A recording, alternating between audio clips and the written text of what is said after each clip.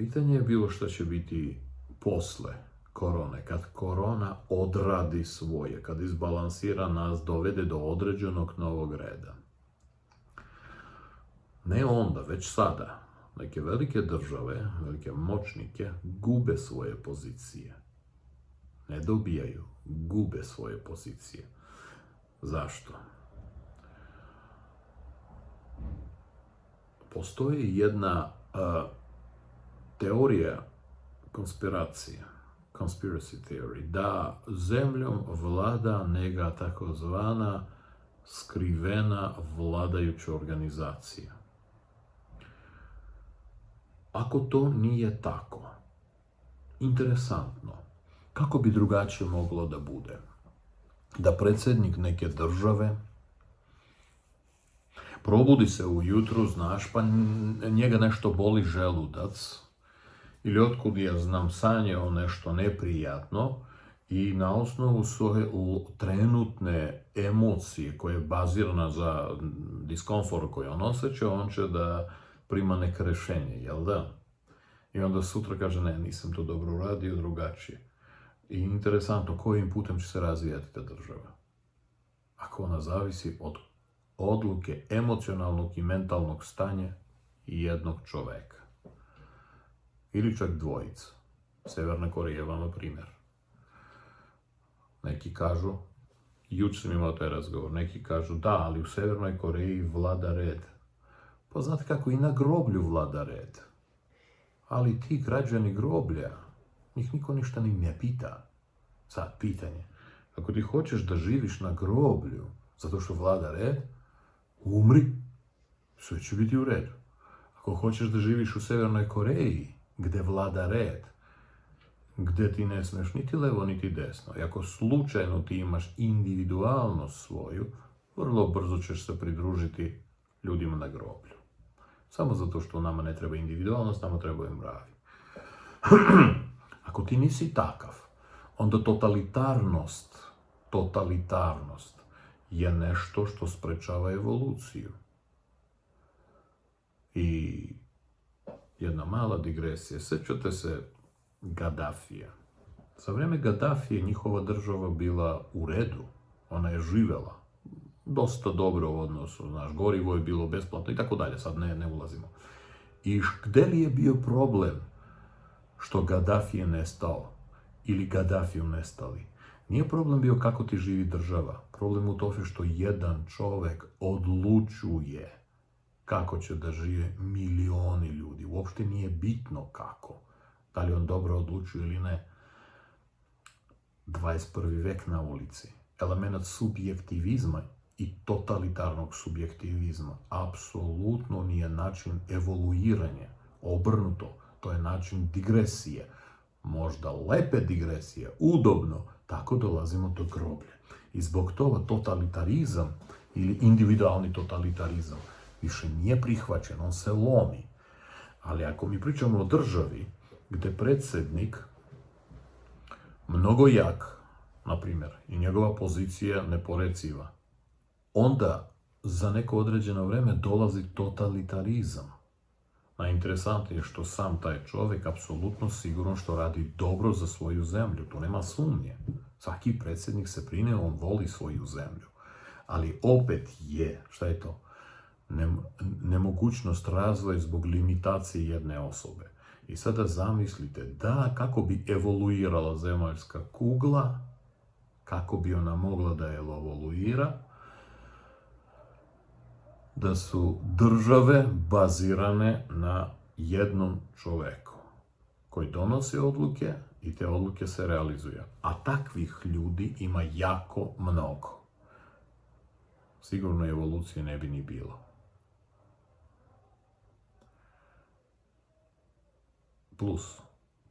Plus, mora da postoji neki organ, ne dominirajući, neki organ koji razmišlja o ovoj planeti i ovoj rasi. Kakva će ona biti za 1000 godina? Nek bude fantazija.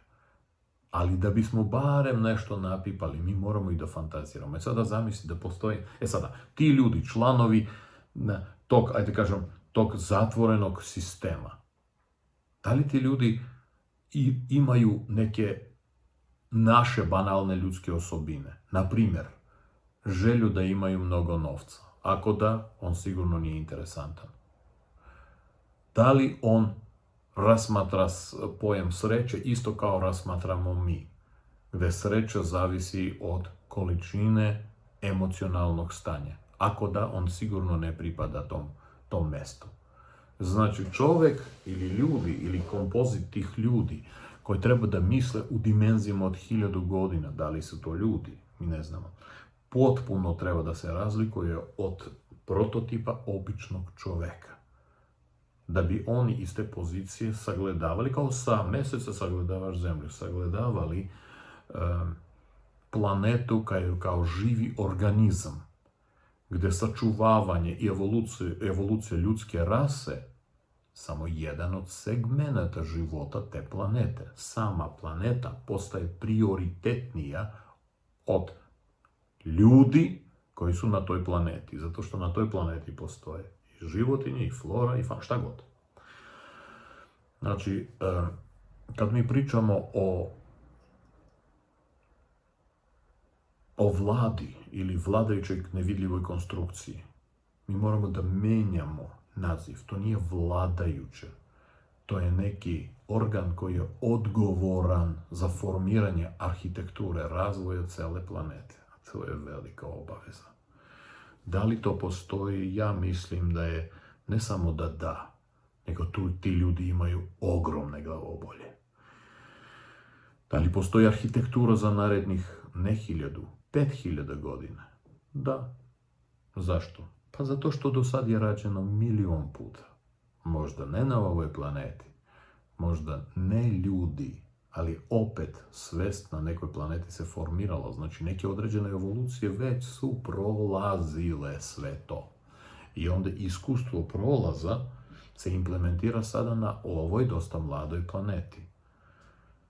Kad tad i mi ćemo svoje iskustvo implementirati na nekoj planeti gdje ćemo možda sami pokrenuti rasu nekih budućih, hajde kažem, inoplanetnih ljudi. To ne sada, za 10, 15, 20.000 godina. Sad vraćamo se ponovo na današnji dan. Ako je to taj put kojim se razvija planeta, onda korona kao korona, to je jedan od instrumenta formiranja nečega.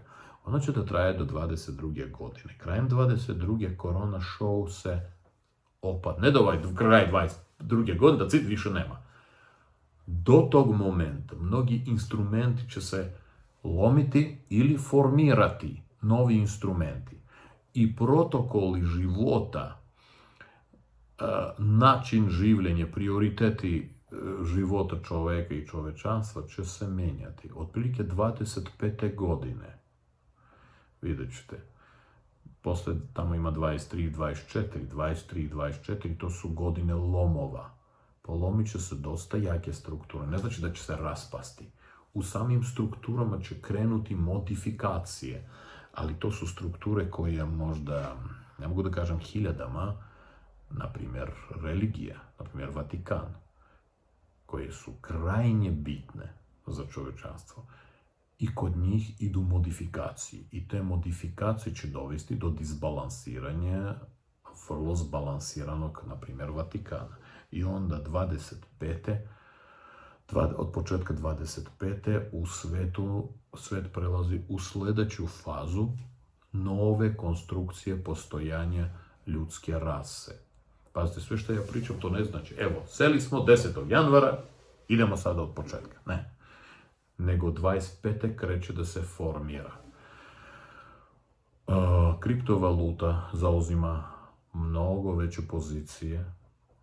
Ne da nego što sada, ona i onako ide odlično, ali ona će već biti prihvaćena mnogo više i tako dalje, tako dalje. 22. kraj, 23. četvrte, neki sistemi velike se raspadaju, to se odnose i na neke države gdje će biti radikalne promjene, neću reći ni koje države, nikako, gledat ćemo film. 25. kreću implementacije promjena i integracije.